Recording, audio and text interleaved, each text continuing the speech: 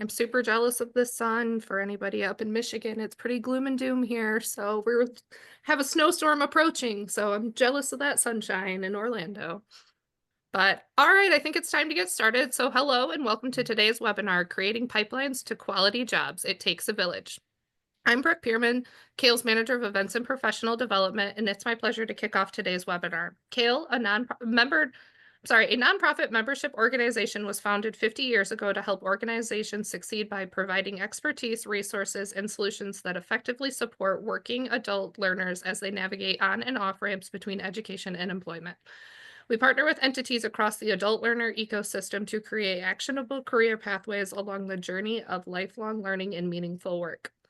Before we get started, just a couple of housekeeping notes. Attendees are on mute and not on video, but we would love to see you join in the conversation by entering your thoughts into the chat box. Please enter your questions into the Q&A feature as you have them. The speakers will answer your questions throughout the presentation, and we will hold a little bit of time at the end as well. This webinar will be recorded, and a recording will be shared with all who have registered. With that, I'd like to turn this over to Dr. Katie Brown, founder and Chief Education Officer with NGen. Thank you, and welcome everyone to our webinar. I'm super excited to be here with this star-studded cast of characters to talk about how to create pipelines to quality jobs.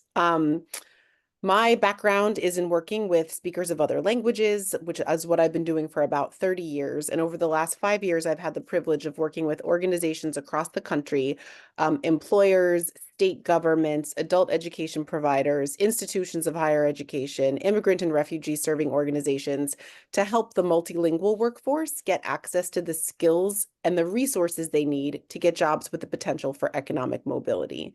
And the goal today is to talk about really practical ways that organizations across the country are doing this work for immigrants and refugees, but also for people of color, for veterans, for people with disabilities, for people who haven't had access to formal education. What we're trying to do is create an ecosystem where we can lift up workers from every corner of the workforce to make sure that they can not only get access to jobs, they can get access to quality jobs that lead to opportunities and family sustaining wages.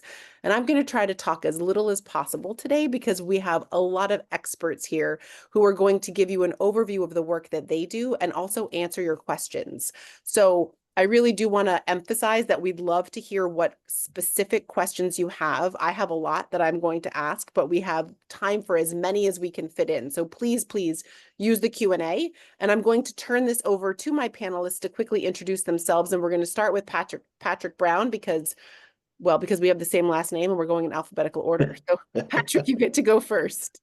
Thank you, cousin. No, well, Katie and I are no relation, but it's lovely to be here today. My name is Patrick Brown.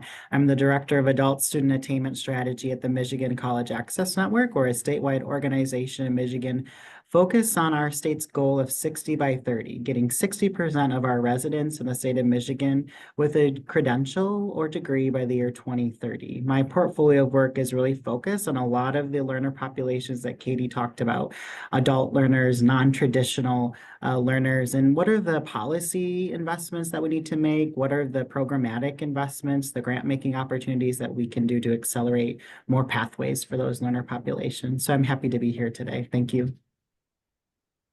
And Renee, you're next. I could tell we're going alphabetical and right after Brown. My name is Renee Bryce Laporte, and I am the Director of Membership Services at Apprenticeships for America. Apprenticeships for America is a nonprofit organization, new but with experienced players at the head of it, that is dedicated towards growing the number of apprenticeships across the United States, improving practice on the ground, and advocating on behalf of the apprenticeship field. We are technically located in DC, though we are a virtual organization and we work across the country. And I should say, I also come to this as with the hat on of a number of years of being a workforce consultant with a particular focus on diversity, equity, and inclusion. Marcus? I'll jump right in. Thank you, Katie. Marcus Felder, Principal and Head of Career Pathways at Blackstone.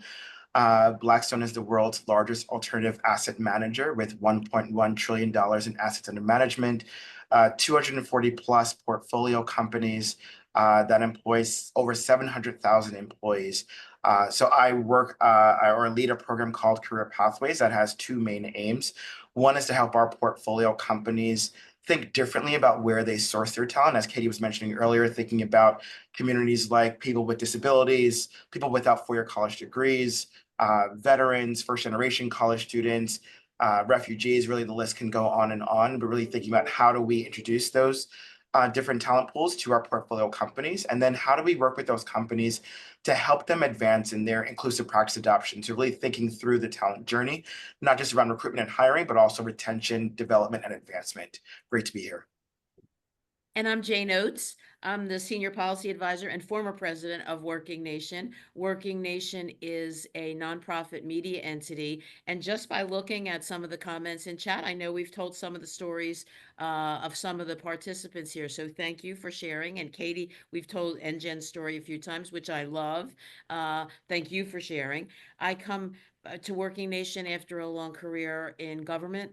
At the state and federal level, executive and legislative branch. Again, see a lot of familiar names who have been around the workforce field as long as I have. Great to still see you doing the amazing stuff you're doing. I'll pass off to Razel. Good afternoon. My name's Razel Ward. I am the Assistant Director for Lewiston Adult Education in Lewiston, Maine. And what that means for us is that over last year, we had about 1,800 students in our program. This year, we've already hit 1,200 plus that's come in the door. Our population is 85% multilingual learners. They come from 57 countries and speak 63 different languages, but they come with a wealth of knowledge and skills and really want to be here to be able to be a part of this community. And they are very clear about that. They want to stay here. They want to live in Lewiston, despite our issue last year, the not fun event. They still want to be here and they still want to be able to be members of this community. So they come here to either learn English, to get ready to go to prep for college, or in my case, we're running a number of training programs. Many of them are pre-apprenticeship programs, but our one that we get highlighted a lot because we've done a lot more work with it is our healthcare pathway pre-apprenticeship, which is a huge connection out in the community between employers and other agencies that all wrap around and support our students.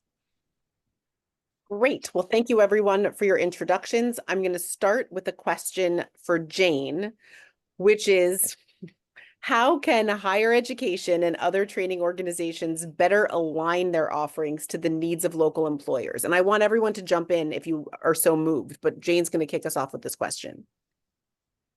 So I think it's the fundamental question, right? I mean, the cost of post-secondary education, whether it's at the certificate or the degree level, has just become so onerous for so many people that they want to see outcomes. So first, it's critical that they do it. I think there's some institutions that are doing it very well. There are a couple of institutions in the United States that do co-op programs, and they actually put kids out to do actual work. And then have them come back and inform what changes need to be made to the curriculum. I think that continuous feedback and communication loop is critical. I saw that there's somebody in the audience today from a platform company. I think that there are a number of platform companies that have developed to do real world experience to go into colleges and help them make those connections. I mean, it's laborious, it's labor intensive, it's expensive, but it's a must do now. It's much more expensive than some of the other things they're putting, in my estimation, money into. I think that communication is key. I think they have to be able to ask businesses the right questions so that they don't just feel like it's an empty conversation. And I think they need to hire people to work at the university who have business experience. Okay, super helpful and very practical. And then I'm going to turn to Marcus and ask, do you agree with everything Jane said, or would you add anything to it? Yeah, I would agree. And I'd add that I think, for us, I think Blackstone, we play an interesting role in being able to do the things that Jane was just talking about. We see ourselves almost as conveners. And so we're able to bring together the employers across our portfolio companies and our talent providers. So we have a network of nonprofit organizations primarily, but other groups as well, that are looking to get their folks into roles that either at our companies or anywhere really. But we see an opportunity there to bring them together and say, okay, what are you seeing in the talent community? What are you doing? How are you preparing your communities of talent?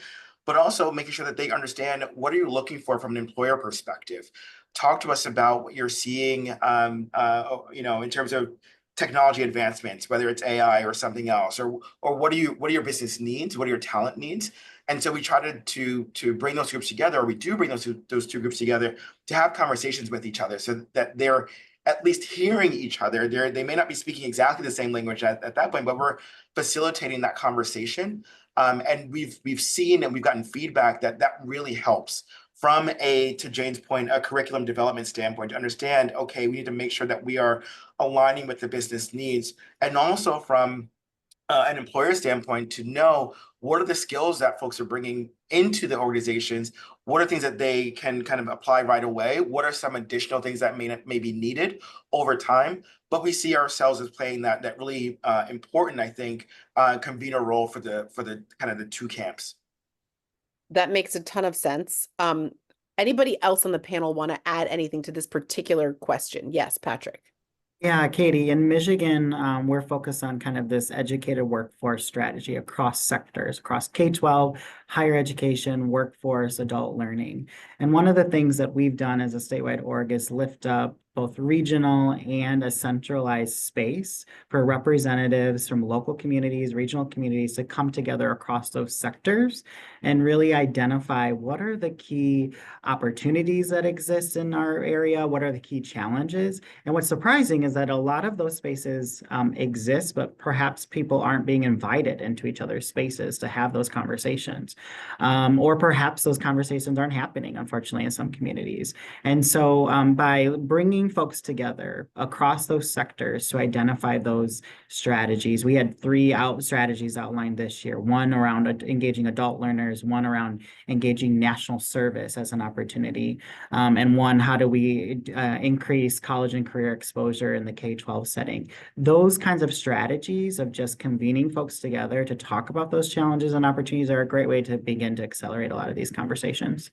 And when you talk about bringing those folks together, are you saying both? So bringing employers together when they're all in the same sector, and then also bringing the training organizations together. So it's both types of Yes.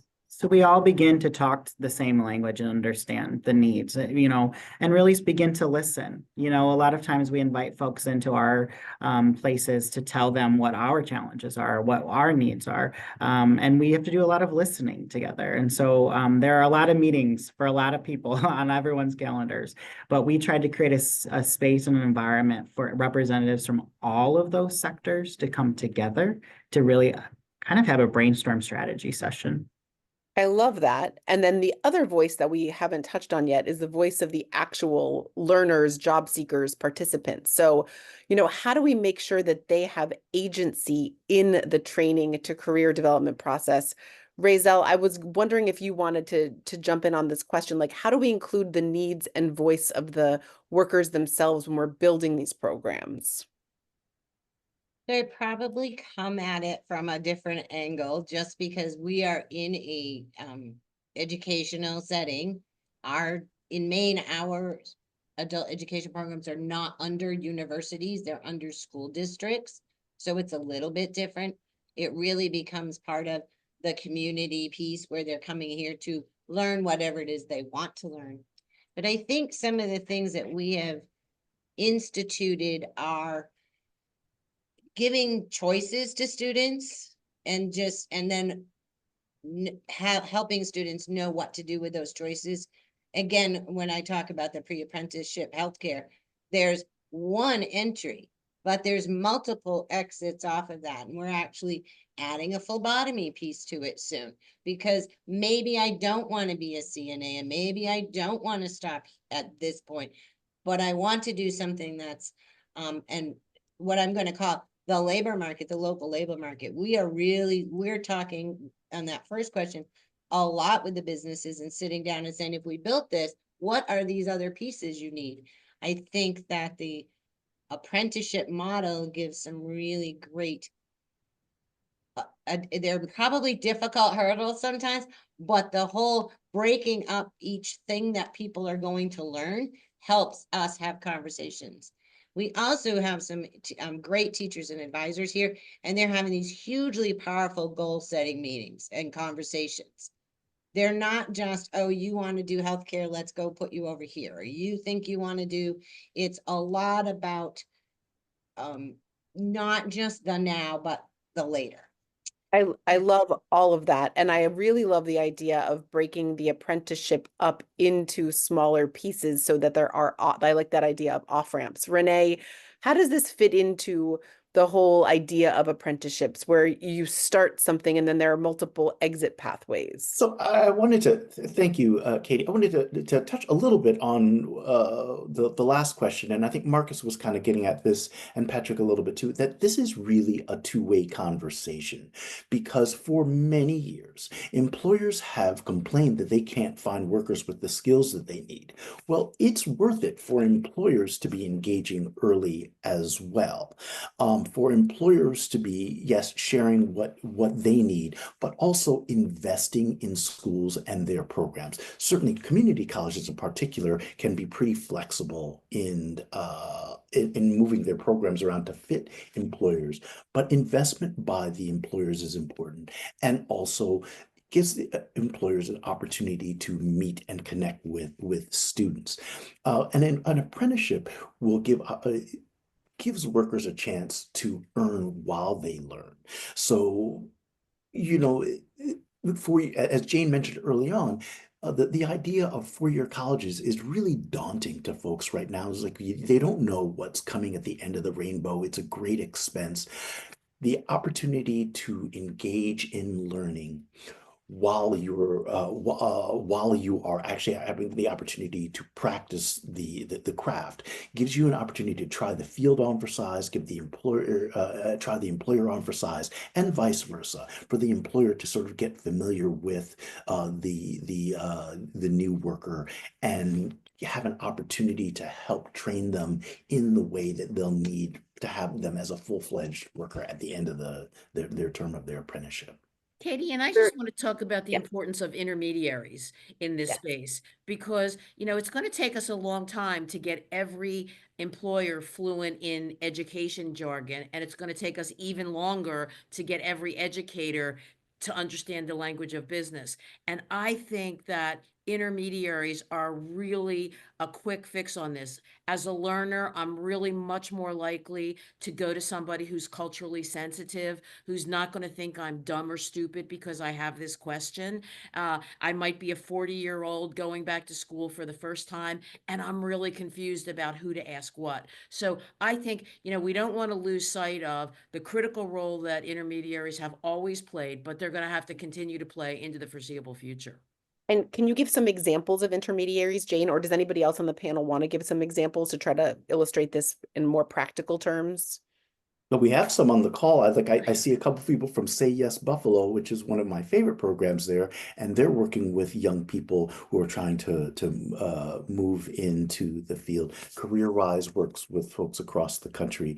There are a lot of really great intermediaries out there doing the work. And the other thing I wanted to add in is that it is really helpful in terms of agency for workers to build skills and to get credentials along the way. So even if they decide they want to do something else, they're building skills that are transferable that they can take to do something else.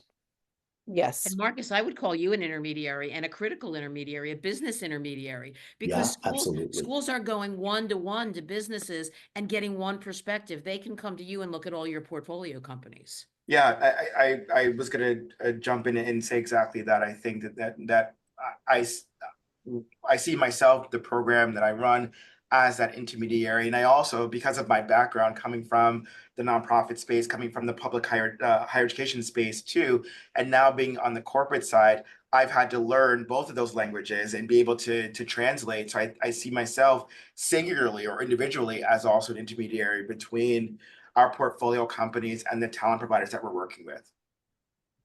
And to continue the conversation about the role of employers, how can we support employers developing internal career pathways? So when we're thinking about apprenticeships and pre-apprenticeships, we're talking about getting people into entry-level roles, getting them started with an employer. But one of the big issues we talked about when we were in person is that we don't want to just stop with that first job. We want people to continue to see pathways for development internally. So Marcus, I'm going to pick on you first, but then I want anyone else to weigh in. How can we help support employers in developing those internal career pathways? Yeah, I think that it's important for the employer to sit with themselves first and understand what their job architecture is, understand what those pathways are. I think my experience has been that I've talked to some of the portfolio companies, and they will communicate, oh yeah, we have a pathway, a clear pathway. If you come in and entry level here, then you can move up. And I would ask, well, do your employees know about that pathway, and do they know how to access that pathway or what they need to do to be able to move along? And the responses are, some say yes, some say no, some are like, I'm not sure. So I think, from my perspective, the first thing on this side of the house, on the employer side, is to really understand what are the pathways that you have available for your employees before we even want to engage with the reskilling or upskilling organization, because I want to, again, make sure that we're going to be, speaking the same language. I'm going to be talking about the same thing. So let's talk through what are the pathways internally? What are the skills needed? If there are credentials that are needed along the way, what are those credentials? How are you going to support, or what are your thoughts around supporting your employees to get access to those credentials, whether it's through tuition reimbursement opportunities or in internal work-based learning opportunities, or whatever the case may be. Let's just be clear about what those are, and then once we've identified that kind of a needs assessment, then I think we have the proposal or the right things, the right questions that we need to be able to ask to those upskilling and reskilling organizations to say, hey, this is what we have, this is what we're looking for. Is there a way that we can partner together? But I will put kind of, again, coming from the space where I was to where I am now, I want to put a lot of the responsibility on the employer side to make sure that they're creating an environment in which folks can come in and understand where they can go within the organization. That makes a ton of sense. So there's been a whole bunch of chatter in the chat about apprenticeships, and I think it's worth it to take a minute to talk about it. There's a comment here. I love apprenticeships, but do you worry that they've been tough to scale because they remain relatively high stakes for employers and individuals? Is there a benefit to using short-term project-based experiences, sort of the things Jane was talking about in the first question we had, to date before the engagement of apprenticeships co-op? So I think we're talking about pre-apprenticeship programs here and the relationship between a pre-apprenticeship program and an apprenticeship program. And I'd love to see if Renee first, but then anyone on the call wants to address this, because there have been some subsequent questions in the chat about apprenticeship being an expensive way to try out working for a company because there's so much invested in the apprenticeship infrastructure. And are there some sort of ways to start out with a pre-apprenticeship program? Yeah, I mean, I think we have sort of the challenge here of some of that is real, that there is an investment here, but also need to speak some about the real benefits at the end of the day for the employer. Again, as I sort of mentioned before, it's like you have a lot of employers who are concerned about not being able to find workers with the skills they need, and this is really a great way for them to be able to do that and to train workers and prepare them to do the work that they actually have there, and that they're applying along the way, and that they are building up skills and credentials as they go along the pathway, so that there really is a benefit for both employer and for worker as they progress. Razel, did you want to add anything to this whole concept of the pre-apprenticeship to apprenticeship pipeline, and if that's a way to sort of mitigate the perceived risk in apprenticeships? I would, and it's only because I think that it took me a long time to wrap my head around how that works. And I saw some comments is that that's expensive, or that takes a long time, or that, you know, what if they don't like it? And I think that when you set up training programs and you're doing things like the career discussions ahead of time, and you're talking about to students about making sure, guiding them to where their actual skills and talents and desires are, instead of just I need a job type things, which is a Yeah. huge thing with cities and I'm going to use general assistants and the career centers and the training, you know, supports, that, oh, they've got to get a job right away. Well, if we have time, which is my big thing, is we need lots of time. If they have that time available to be able to learn the skill that they perhaps came in from another country with, but now need to learn the language piece, which is huge for our students, all that pathway of learning and earning certifications is the pre-apprenticeship. The apprenticeship is when the employer that's sitting down the road here says, I love these students.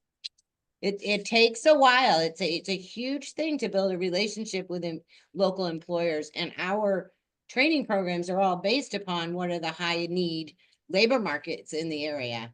So all of them are, I mean, there are lots of training programs, but ours are all about those, the healthcare, the IT, construction, hospitality, they're all based on the highest need ones. And it is really our job, I feel, to say, we have these wonderful students who have mad skills, but now they need certifications from the state of Maine or the United States. They need to be able to speak in, you know, so that they're communicating with, in the healthcare field, with patients safely, with colleagues safely, that, so when you talk, I heard Renee say, you know, it's an investment. We're actually investing before they even step on the floor.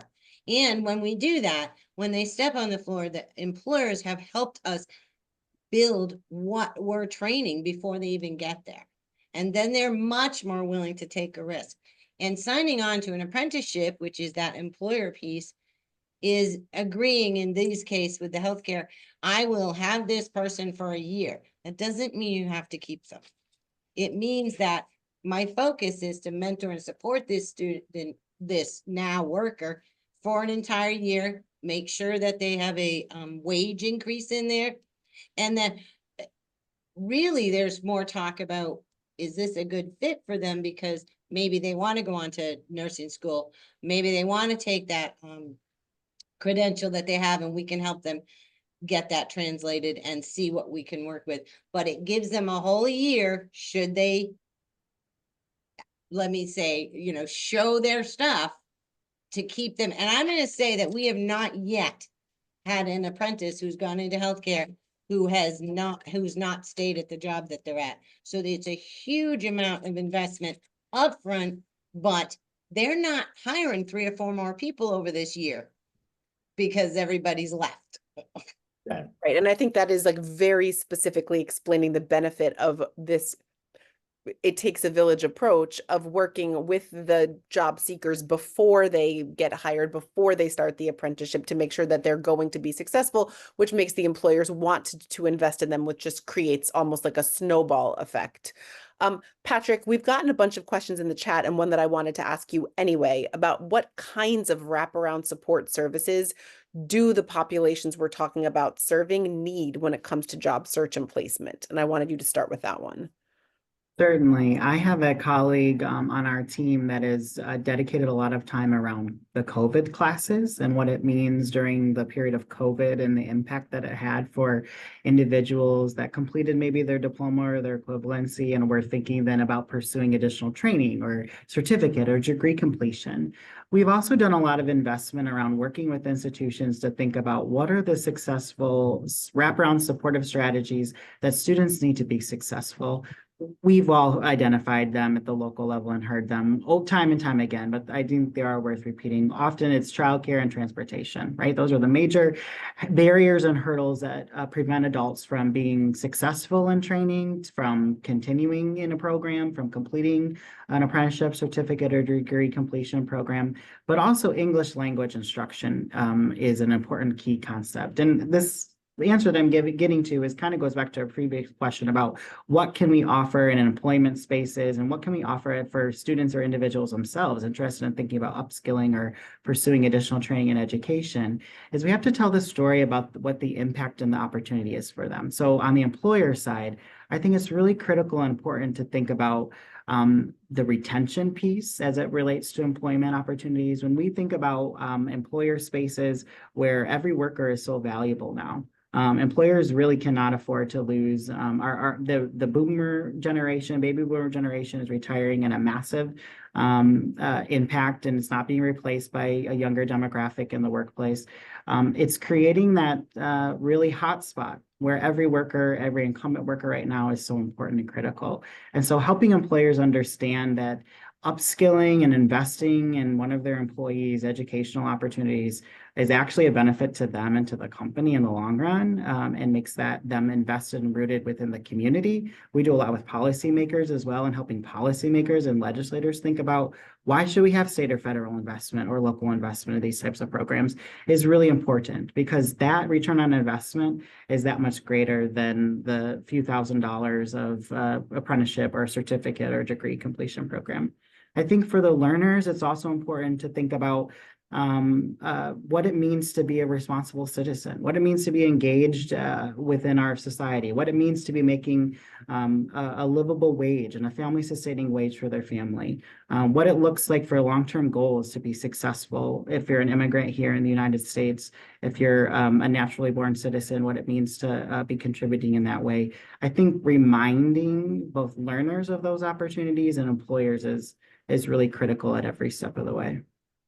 Anybody Katie? else want to jump? Yeah, go Yeah. ahead. Katie, first of all, amen to all of those things that Patrick said. Two little pieces that I would add to it is reliable hours. At Thanksgiving, I was with a relative who has a job where the hours aren't reliable. And that's both in terms of the number of hours that they'll get. So you're talking about the income that they'll be able to bring in on a consistent basis, but also when those hours will be. So if you want to get education on your side, if you need reliable healthcare, it makes the rest of your life much more easy to plan if you know when you're going to be working as much as possible when an employer can do that. That's helpful. And also, and I don't know if this fits into wraparound services, but it is close enough. I want to raise it, is that the new workforce, the coming workforce is going to look different. The country is diversifying and in a rapid way. As I tell folks, the first census for which I was alive, the country was 84% white. The most recent census was 56% white. And the Census Bureau said they are pretty sure they undercounted Black and brown faces by 9 or 10 million. And the average age of a Latina is a good 15 years younger than the average age of a white female. So the new workers look different and are going to look different. And there is work to be done on employers in just making sure to figure out how they bridge those cultural differences. We all go through life at the same time, but we have different experiences. We have different traditions from which we come, and being able to translate that and make the addition of people from different backgrounds a plus rather than a hazard is going to be something that's going to be really important for employers to tackle as they go forward. We've been talking a lot about things that we need employers to do, but I think it's also worth remembering that employers all are doing something else. Like if you're an employer, you have a bottom line, which is to get whatever service or product or offering or experience you're doing out into the world. And so we've been talking a lot about the responsibility of employers, and I think it's worth pointing out ways that intermediaries, training organizations, other organizations can make the lift easier for employers. There's a question in the chat that I think is really interesting, and it's what are some ways that traditional four-year universities who don't have apprenticeship programs can utilize credit-bearing courses and experiences to help students earn necessary skills in other educational pathways? And it's a really interesting question because it's sort of thinking about how can traditional institutions reframe what's available to their learners to make them more prepared for the workforce. And I wonder if anybody here wants to jump in with something, because you know, if they don't have a workforce development department, if it is a traditional 4-year institution, they also want to be part of this conversation for preparing the workforce. So what should they be doing?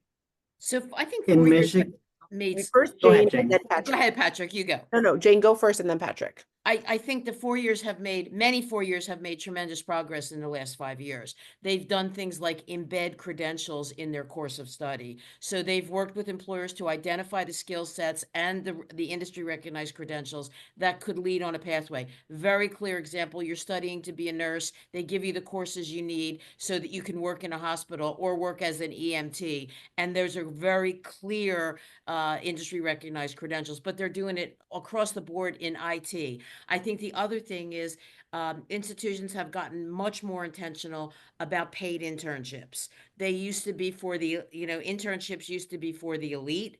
And, their parents would set them up for their parents would set them up within their network. Schools have gotten much better about it. And, I see Jeffrey Moss has posted several times about his platform, Parker Dewey. There are several. 2 and 4 year colleges across the country are engaging with programs like that to offer a work-based paid experience that's virtual. So it's not like you physically have to go to an employer to do a paid internship. You can do an industry project on their platform, get paid, and you can do several in a year. It's a great way to make money, pay your bills while you're also building your resume.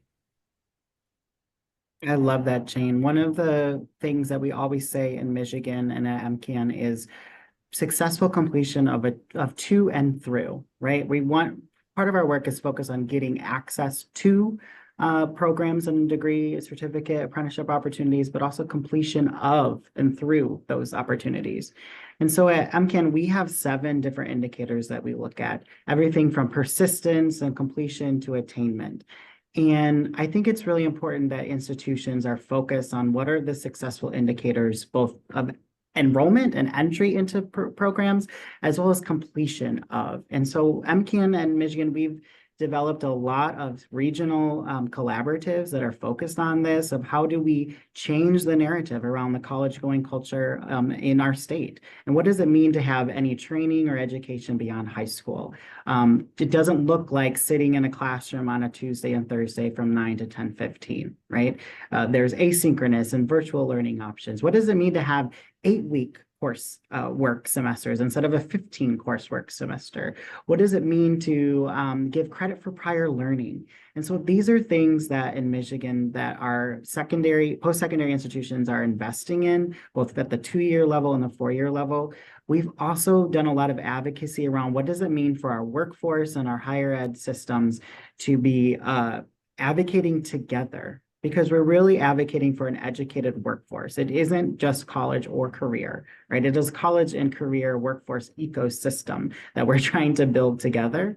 And so that is why our state has seen significant investment moving towards free community college for all. I mean, and at the same time, we've challenged institutions to think about how can you take those non-credit bearing certificates that you've offered for forever to also just have them be credit bearing? Why can't we take a summer and align those courses so that we can do both of those things at the same time? We've awarded different grants to institutions. Some of our fellow organizations have done that. Our state higher education department is also focused on that work. So I think the needle is moving in the most significant ways to ensure that both that college going, career going culture language is changing for the common individual as they think about opportunities, but also the institutions are thinking about the way in which they attract students into those programs and they ultimately deliver those programs. That's the key part, that all of those metrics are being done at the same time for successful completion. Yes, and the flexibility is what's coming through in everyone's responses. Like employers need to be more flexible about how they think about talent, how they source talent, how they nurture talent, what expectations they have for people before they get hired. And then all of the training organizations need to be more flexible about how they're developing talent. Like we are working in a time where efficiency and flexibility are critical and we can't have artificial barriers is the thing that I keep hearing coming up over and over in this conversation. So yes, there was a comment in the chat about why does it have to be credit bearing? And of course, it doesn't have to be credit bearing. It needs to be both and. We need people who are in credit bearing courses to be able to get practical skills and work experiences from those courses. And also we need alternative pathways that are not credit bearing where people can get micro credentials. And when those micro credentials can stack up into something else. As someone who's worked both inside higher ed and outside of higher ed and all over workforce development, there are a lot of artificial barriers to helping people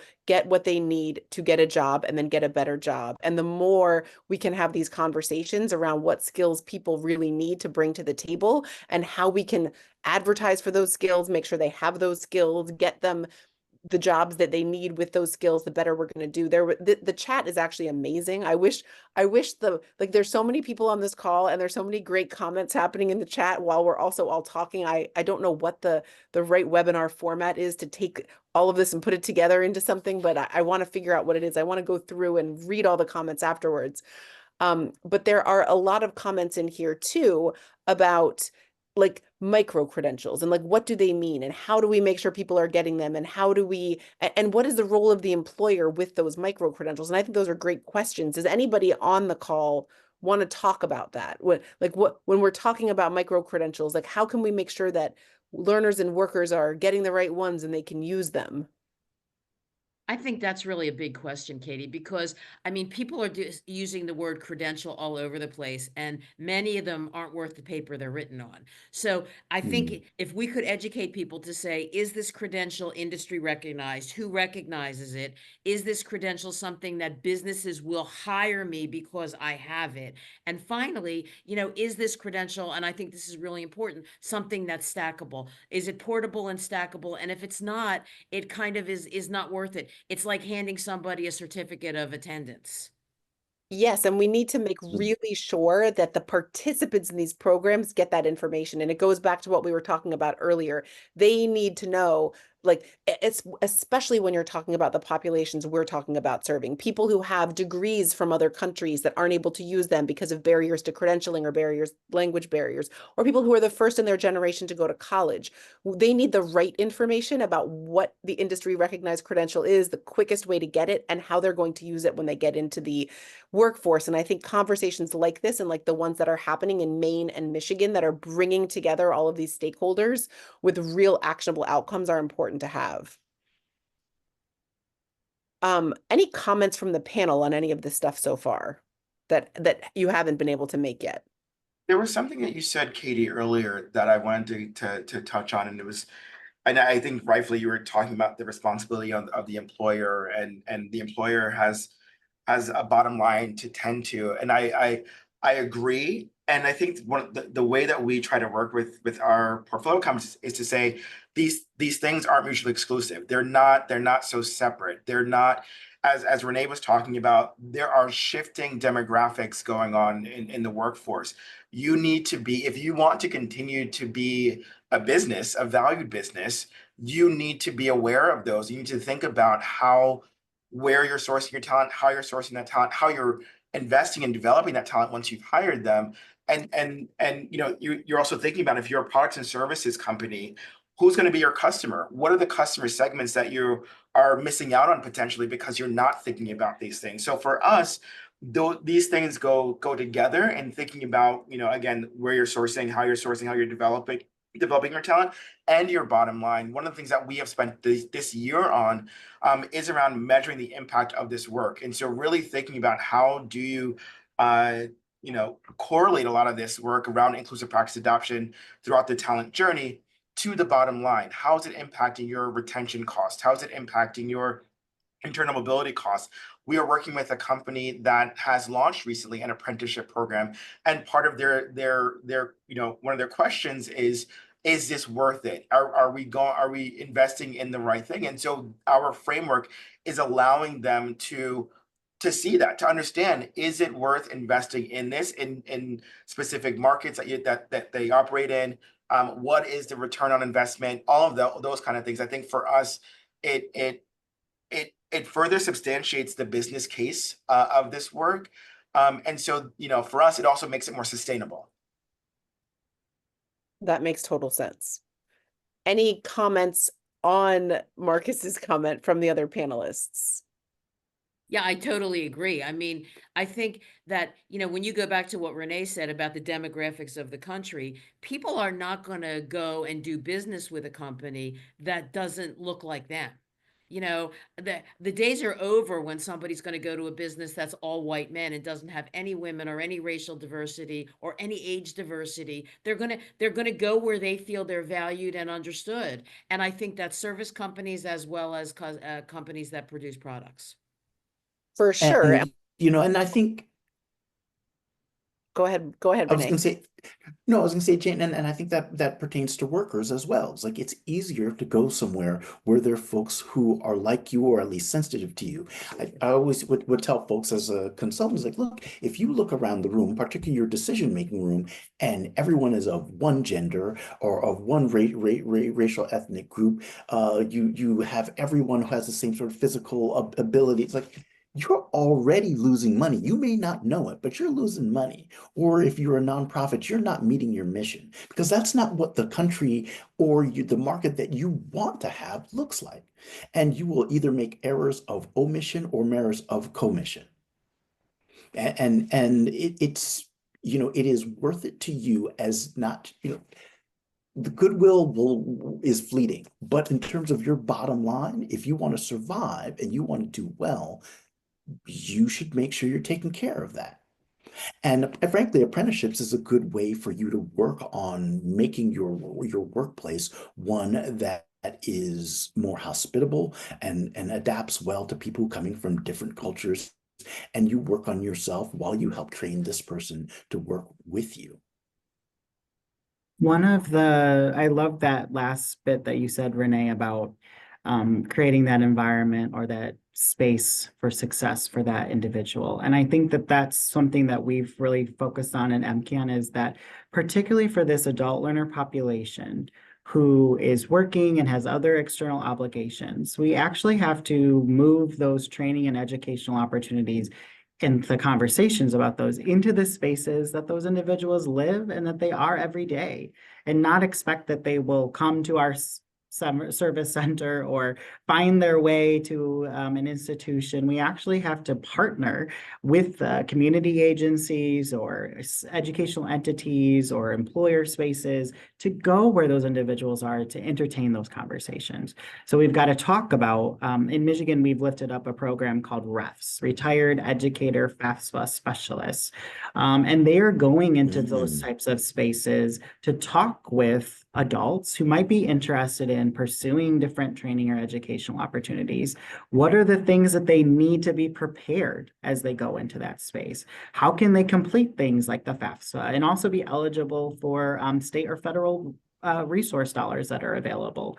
We've lifted up another program in Michigan, specifically with adult education students, so those finishing their diploma or equivalencies, where they're also preparing to take the college level examination program, CLEP tests.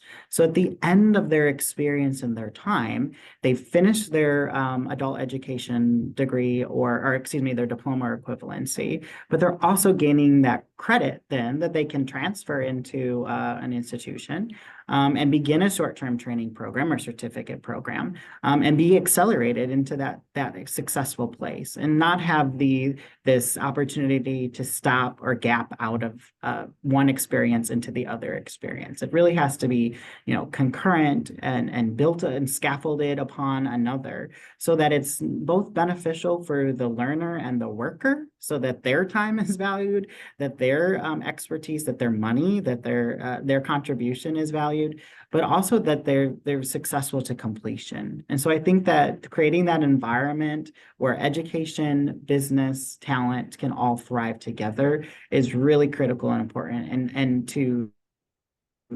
speaks to, I think, a lot of our larger de-siloing efforts around those spaces. I think that's a great point. Also, there's been a couple of questions in the chat about the terms apprenticeship and registered apprenticeship, and I'm definitely not our apprenticeship expert, but I think it's probably worth clarifying. Somebody who is in an apprenticeship is in a full-time, they're hired, they're working for an organization. It is a earn and learn opportunity. Registered, Renee, do you want to I don't, we only have Uh, minutes left, and I'm afraid if I ask you this question, you're gonna need more time than we have to answer it. But do you want to quickly touch on the difference between an apprenticeship and a registered apprenticeship and a pre-apprenticeship? Can you do it in 1 minute or less? No, I'm not sure that I can. But you know, I mean, for me, and I should say I've been in the workforce for a long time. Apprenticeship is actually a little newer to me as well. But you know, the apprenticeship is registered with certain with certain requirements through the government in terms of what you're providing, and also allows us to collect data. An apprenticeship is a little bit more. Non-registered apprenticeship is a little bit more informal, and some folks want to prefer to go that way because it's not, they don't feel like it is as strenuous in terms of the requirements, which, you know, leads to sometimes questions about quality. Okay. Katie, I think the yes. other thing that you have to point out is the word apprenticeship has been abused.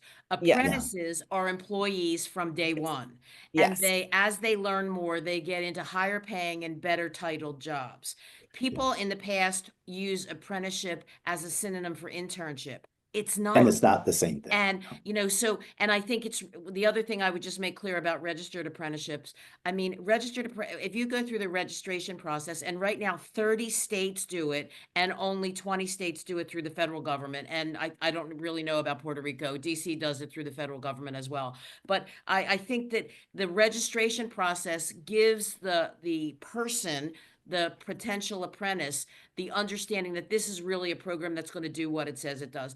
And there are programs all over the country today that are using the word this is an apprenticeship, and it is not. Okay. Yes. I think that's yes. Razel. I would just like to add into that when I'm speaking about it, every pathway we've built are registered apprenticeships with the Department of Labor. Okay. And in the chat and in this conversation, we've talked a lot about other work-based learning opportunities, some of which are earn and learn opportunities, some of which are internships. And I think it's really clear, and this goes back to what kinds of micro credentials are we talking about, and industry recognized credentials, to be crystal clear with the workers, the learners, the job seekers, the humans who we're trying to help get into these career pathways, that they understand what it is they're getting, what they're entitled to, what the expectations are, what the opportunity is for advancement, and having the employers be part of that conversation is critical. And so this is just highlighting the need for crystal clear communication about what workers and learners need to do, what kind of a program they're in, what the expectations are for them, and what the expected outcomes are, and documenting all of that so that we have less ambiguity around what people are doing when they're trying to get into these earn and learn opportunities. We have just a few minutes left, and I wanted to give each panelist a minute to tell us, after today's conversation, all of the 265 people we have here watching live right now, and the more that will probably see this recorded, what do you want them to leave with today's conversation? Like, what do you want them to take away from this? And so you can all go in whatever order you want. And if you don't, I'll just call on you randomly. So does somebody want to go first? Come on. What do you want everyone to take away from this conversation? Patrick, you can go first. Sure. I would say that it's really key and important to recognize the role that you or your institution plays in this process. Sometimes we want to do it all. And that is both if you're in the workforce space or you're in the educational space. I think it's really important that you understand the contribution that you can bring and what the ecosystem already has at play.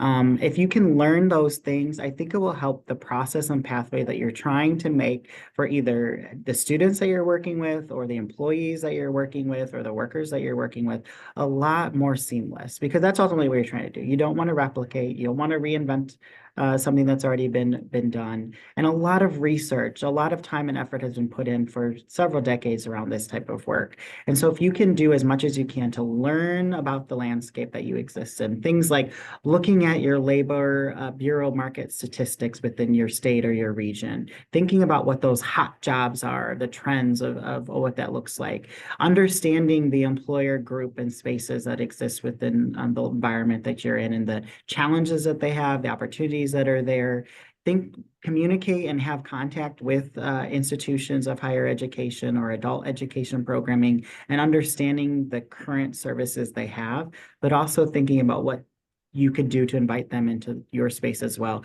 are really critical points that I would want people to take away. Learning as much as you can. There's an old saying that you have 2 ears and 1 mouth. And so, sometimes we have to do a lot more listening than we do talking. Great. Okay, who wants to go next?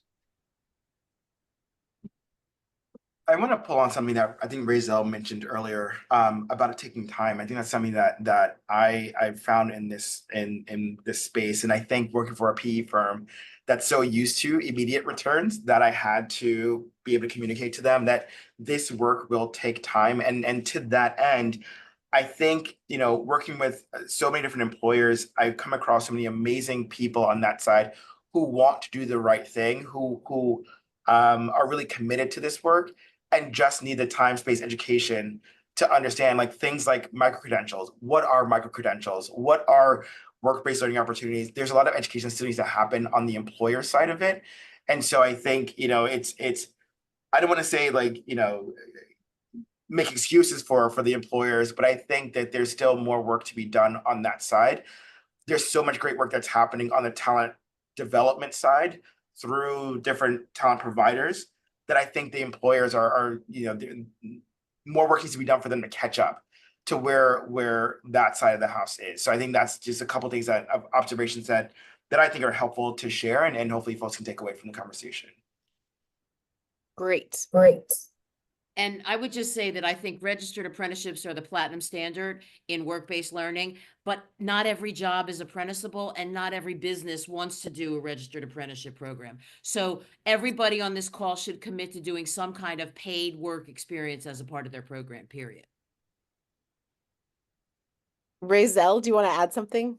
I think I would just add more again that there is that time piece. And I think that we all, again, that what was just said has to be, everybody wants something fast. And I can promise you, every one of these projects that we've ran through training, everything takes twice as long. If you have a 10-week program with multilingual learners and English language acquisition, everything is going to be 20 weeks. It's going to be twice as long. And people get kind of antsy about that. And the only other big thing that if you're thinking of building things is to keep it local.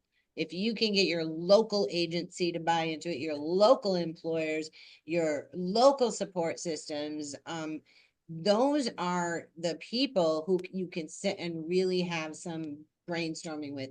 And again, the local employer is huge with that. But those are the people you can sit down with. And I say that because we have tried to, even in Maine, not a huge state, to say, here's how we do it. And it doesn't work in another spot because there are shifting pieces to that just don't lend itself to working the exact same way it worked here. That's great feedback. And actually the goal, I think, of finding these models is to build repeatable, scalable models, but we have to start locally and then we have to find the things that are in common. So you're right, it's not going to be exactly the same way in Lewiston as it's going to be someplace else, but there are things that can be learned from the Lewiston model that can be applied elsewhere. And I think that's the whole goal of conversations like this. We have 1 more minute. Renee, you can. And I was just going to swing back towards what Marcus said early on in the conversation, is pulling together workers, intermediaries, educational institutions, and the workers so that folks really understand what everyone needs there. That conversation is really vital towards being able to gear the education and training towards the actual jobs that are there, and having workers understand, have a real grasp on where their skills may be most useful and what they need to be able to do to get into a job and then proceed upward once they're in the job. Well, I think this was a fabulous conversation. Thank you so much to all of our panelists for your active participation, and to the audience. I hope we can get this chat because it's, like I said, a treasure trove of comments and great, insightful information. And thank you to Kale for letting us do this. And we are going to wrap it up. So everyone have a great rest of your afternoon, and we will see you online soon. Thanks, Katie. Thanks all of you. Everybody. See you guys. Bye-bye.